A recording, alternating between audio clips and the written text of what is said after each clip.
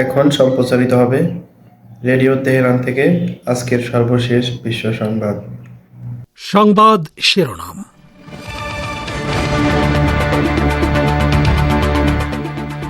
ইরানের vice president Javad Zarif বলেছেন, ট্রাম্পের সঙ্গে আমাদের সম্পর্ক কেমন হবে তা আমরাই নির্ধারণ করব।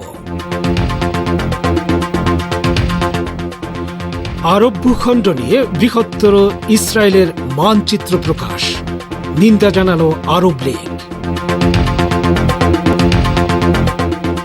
বাংলাদেশে ক্ষমতায় টিকে থাকতে অসুস্থ প্রতিযোগিতা শুরু, দাবি মির্জা ফখরুলের। এবং ভারতের পশ্চিমবঙ্গের মন্ত্রী বলেছেন, বাংলাদেশ সীমান্তে উস্কানিমূলক স্লোগান দিয়েছে ভারতীয়রাই।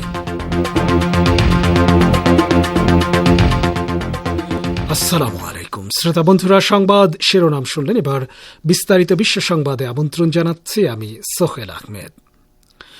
ইসলামী প্রজাতন্ত্র ইরানের সর্বোচ্চ নেতা আয়াতুল্লাহ উজমা খামেনেই বলেছেন, ইরাক যত বেশি নিরাপদ হবে এটি ইরানের জন্য তত বেশি লাভজনক হবে।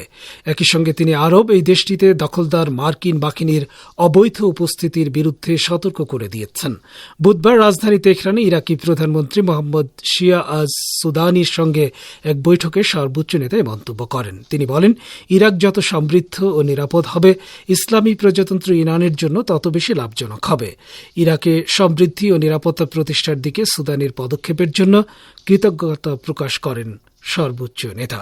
ইরাক দখলদার মার্কিন বাহিনীর উপস্থিতিকে অবৈধ এবং তা ইরাকি জনগণ ও সরকারের স্বার্থের বিরুদ্ধে বলে উল্লেখ করেন তিনি।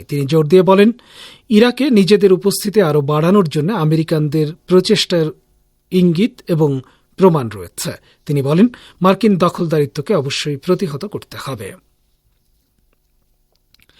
ইরানের সংসদ স্পিকার মোহাম্মদ বাকের কালিবাফ ইরাকের প্রধানমন্ত্রীর সঙ্গে এক সাক্ষাতে বলেছেন, শত্রুরা এ অঞ্চলে তাকফিরি গোষ্ঠীগুলোর উগ্রবাদী কার্যকলাপ আবারও ছড়িয়ে দিতে চাইছে।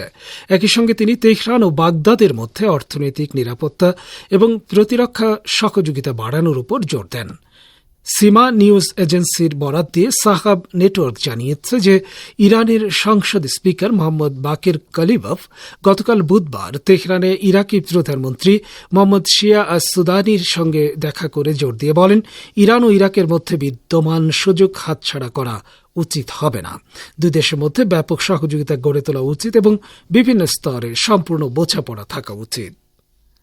ইরাকি প্রধানমন্ত্রী বৈঠকে বলেন যে এই অঞ্চলের বর্তমান সংবেদনশীল পরিস্থিতিতে তিনি তেহরান সফর করছেন এবং দুটি বন্ধুত্বপূর্ণ প্রতিবেশী ও ভ্রাতৃপ্রতিম দেশ হিসেবে ইরাক ও ইরানের মধ্যে দ্বিপক্ষীয় সম্পর্ক জোরদার করাই এই সফরের উদ্দেশ্য। ইরানের কৌশলগত বিষয়ক vice president Mohammad Javad Zarif বলেছেন, তিনি বিশ্বাস করেন যে মার্কিন প্রেসিডেন্ট হিসেবে দ্বিতীয় মেয়াদে ডোনাল্ড ট্রাম্প যথেষ্ট ক্ষমতার অধিকারী হবেন। তবে শেষ পর্যন্ত ইরানই মার্কিন ইরান সম্পর্কের গতি প্রকৃতি নির্ধারণ করবে। ইরানের একটি সংবাদপত্রের সঙ্গে এক বিস্তারিত সাক্ষাৎকারে জারিফ প্রেসিডেন্ট মাসুদ পেজেশকিয়ানের অধীনে ইরানের অভ্যন্তরীণ ও বৈদেশিক নীতি এবং দেশে বিদেশে নতুন প্রশাসন কিভাবে চ্যালেঞ্জগুলো মোকাবেলা করবে সে সম্পর্কে অকপটে কথা বলেন। জাওয়াদ জারিফ এর আগে ইরানের সাবেক প্রেসিডেন্ট হাসান রুহানির আমলে দেশের পররাষ্ট্রমন্ত্রী হিসেবে দায়িত্ব পালন করেছেন, যিনি বিশ্ব শক্তির সঙ্গে 2015 সালের ঐতিহাসিক পারমাণবিক চুক্তির জন্য আলোচনা করেছিলেন। জারিফ চলমান বিশ্ব পরিস্থিতিতে, বিশেষ করে ট্রাম্পের দ্বিতীয় মেয়াদের অধীনে ইরান মার্কিন গতিশীলতার প্রেক্ষাপটে জাতীয় সংলাপ এবং ঐক্যের পাশাপাশি আন্তর্জাতিক সম্পর্কের ক্ষেত্রে ভারসাম্যপূর্ণ দৃষ্টিভঙ্গির উপর জোর দেন। কথিত বৃহত্তর ইসরায়েলের অংশ হিসেবে কয়েকটি আরব দেশের ভূখণ্ড নিয়ে মানচিত্র প্রকাশ করায় দখলদার ইসরায়েলের কঠোর নিন্দা জানিয়েছে আরব লীগ। গতকাল প্রকাশিত এক বিবৃতিতে আরব লীগের মহাসচিব আহমেদ আবুল গেইদ হুঁশিয়ারি উচ্চারণ করে বলেন, ইসরায়েলের এই মারাত্মক লঙ্ঘন এবং উস্কানিমূলক ও দায়িত্ব জ্ঞানহীন কর্মকাণ্ডের বিষয়টি চিহ্নিত করতে আন্তর্জাতিক সম্প্রদায় ব্যর্থ হয়েছে। ইসরায়েলের এই কর্মকাণ্ডের ফলে পাল্টাপাল্টি উগ্রবাদ সৃষ্টির ঝুঁকি তৈরি হয়েছে বলেও মন্তব্য করেন তিনি।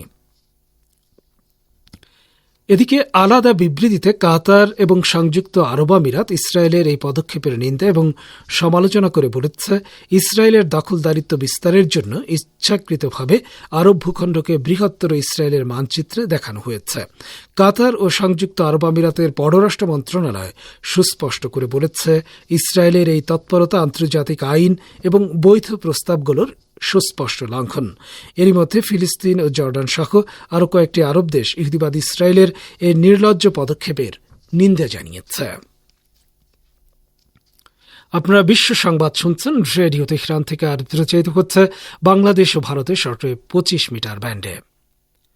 বাংলাদেশ জাতীয়তাবাদী দল বা বিএনপি মহাসচিব মির্জা ফখরুল ইসলাম আলমগীর বলেছেন, অসুস্থ প্রতিযোগিতা শুরু হয়েছে ক্ষমতায় টিকে থাকার জন্য।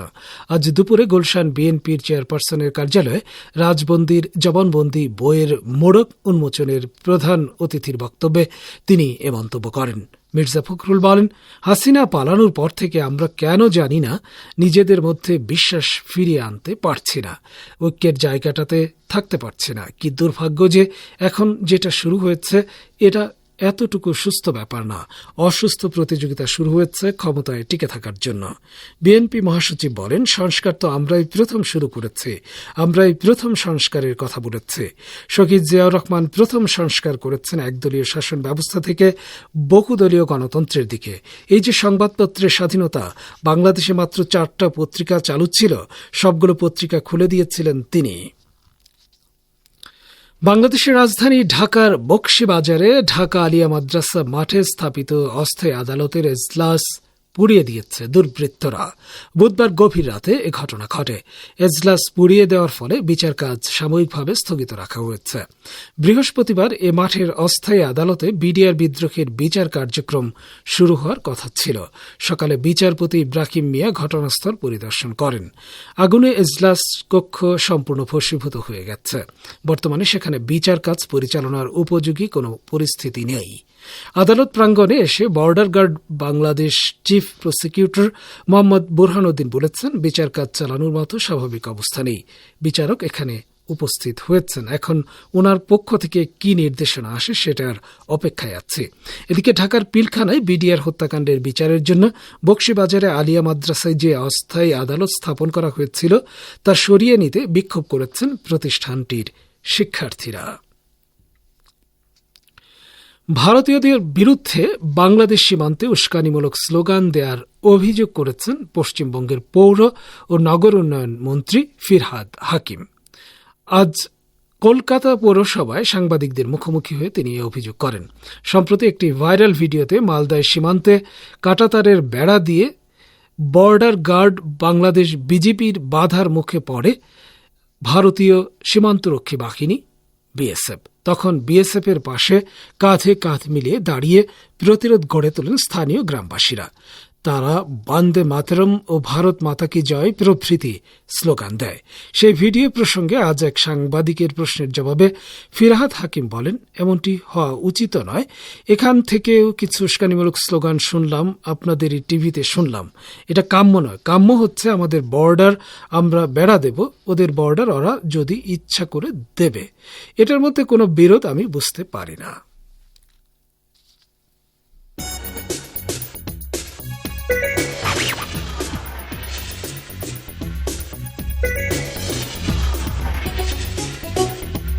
রেডিও তেহরান, খবরের সঙ্গে 24 ঘন্টা।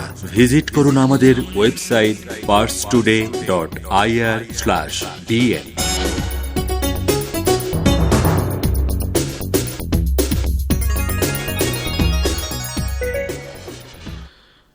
ফিরছি বিশ্ব সংবাদে।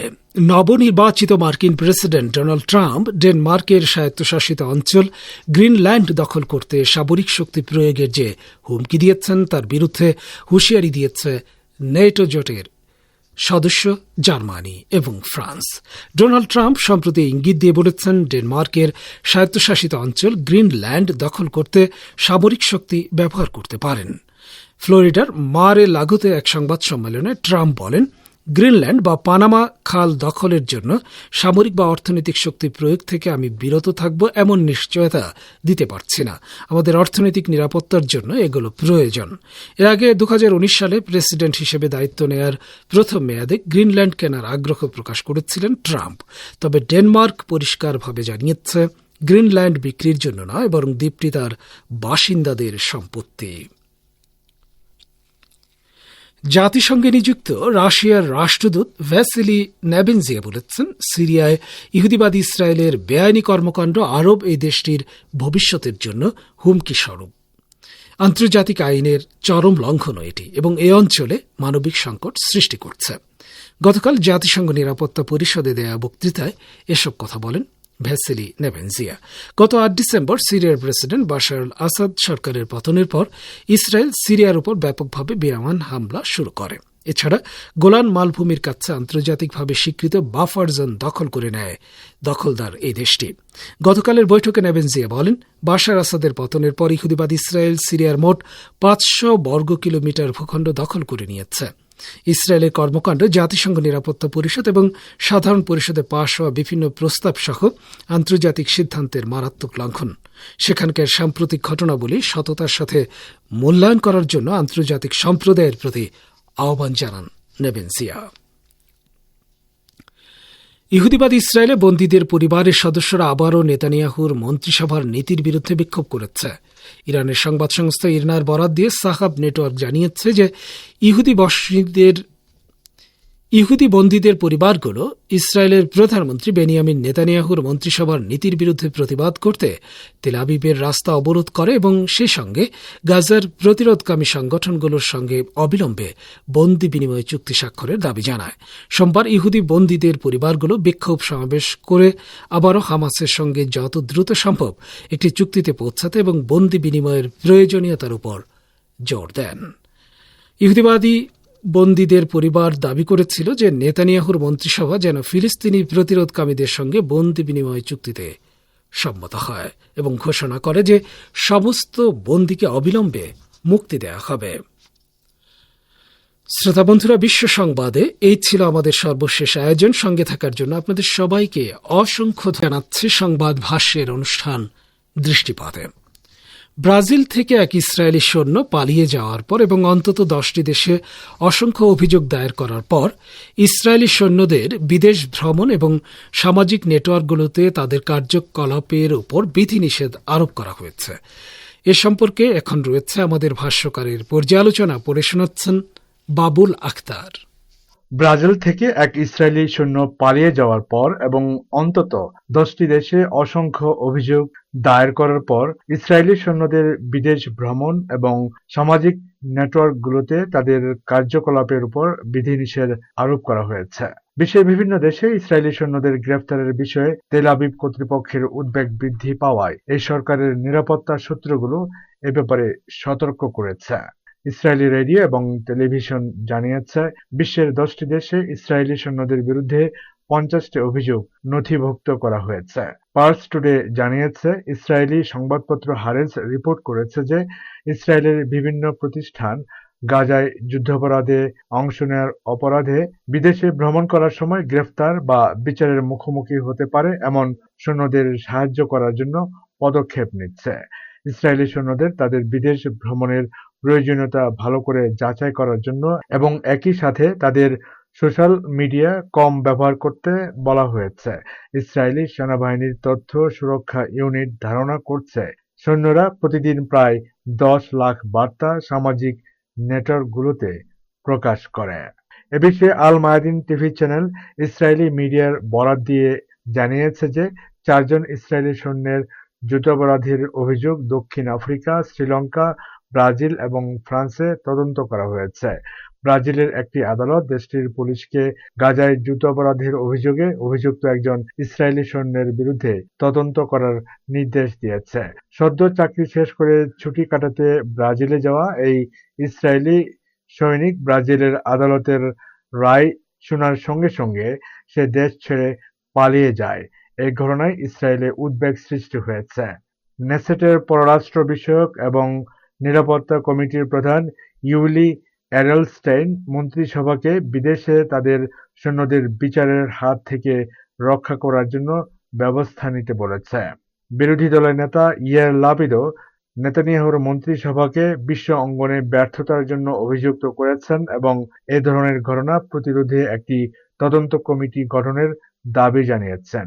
ল্যাপিড বলেছেন, গাজা যুদ্ধে জড়িত থাকার অভিযোগে গ্রেফতার এড়াতে ইসরায়েলি সৈন্যকে ব্রাজিল থেকে পালিয়ে যেতে বাধ্য করা দায়িত্বজ্ঞানহীন মন্ত্রিসভার একটি বড় রাজনৈতিক ব্যর্থতা। আমরা এমন একটি পরিস্থিতিতে পৌঁছেছি যেখানে ফিলিস্তিনিরা আন্তর্জাতিক ক্ষেত্রে ইসরায়েলের চেয়ে ভালো অবস্থানে আছে এবং আমাদের সৈন্যরা গ্রেপ্তার হওয়ার ভয়ে ভ্রমণ করতে অস্বীকার করছে। এদিকে চিলির ৬২০ জন আইনজীবী সেদেশে উপস্থিত এক ইসরায়েলি সৈন্যের অপরাধ তদন্ত করছে। চিলির ৬২০ আইনজীবীর একটি দল সম্প্রতি ইসরায়েলি সেনাবাহিনীর ৭৪৯তম ব্রিগেডের ইসরায়েলি সৈনিক সার হিরচুরিনের বিরুদ্ধে একটি মামলা দায়ের করেছে, যে কিনা গাজার বিরুদ্ধে যুদ্ধে মানবতা বিরোধী অপরাধের অভিযোগে অভিযুক্ত এবং বর্তমানে চিলিতে রয়েছে। আইনজীবীদের এই গ্রুপের প্রতিনিধি নেলসন হাদ্দাদ রাজধানীর আঞ্চলিক প্রসিকিউটর অফিসে জমা দেওয়া অভিযোগের বিশদ ব্যাখ্যা করে বলেছেন, আমরা দখলদার সেনাবাহিনীর ৭৪৯তম ইঞ্জিনিয়ারিং ইউনিটের একজন কর্মকর্তার চিলি উপস্থিতিতে আমাদের বিরক্তি প্রকাশ করছি। গাজার আল জাইতুন এলাকায় বসবাসকারী একজন ভুক্তভোগী এবং নিহতদের স্বজনদের সাক্ষ্যসহ আমরা যে সাক্ষ্য সংগ্রহ করেছি সে অনুযায়ী এই সৈনিক গুরুতর অপরাধ করেছে। গত বছর অক্টোবরে ইন্ডিয়া রজব ফাউন্ডেশন গাজায় ফিলিস্তিনিদের বিরুদ্ধে যুদ্ধাপরাধের জন্য ১,০০০ ইসরায়েলি সৈন্যের বিরুদ্ধে আন্তর্জাতিক অপরাধ আদালতে একটি আনুষ্ঠানিক অভিযোগ দায়ের করেছে। বেলজিয়াম ভিত্তিক এই ফাউন্ডেশনের নামকরণ করা হয়েছে ৬ বছর বয়সী ফিলিস্তিনি মেয়ের নামে, যে গাজায় ইসরায়েলের। এতক্ষণ যারা আমাদের সংবাদটি শুনলেন সবাইকে অসংখ্য ধন্যবাদ। আমাদের নিয়মিত ভিউয়ার যারা আছেন তাদের ৮২% ভিউয়ার্স এখনও আমাদের চ্যানেলটি সাবস্ক্রাইব করেননি। সো যারা যারা আমাদের চ্যানেলটি এখনও সাবস্ক্রাইব করেননি দয়া করে সাবস্ক্রাইব করে দিন এবং নিয়মিত আমাদের পাশে থাকবেন আশা করি। ধন্যবাদ সবাইকে।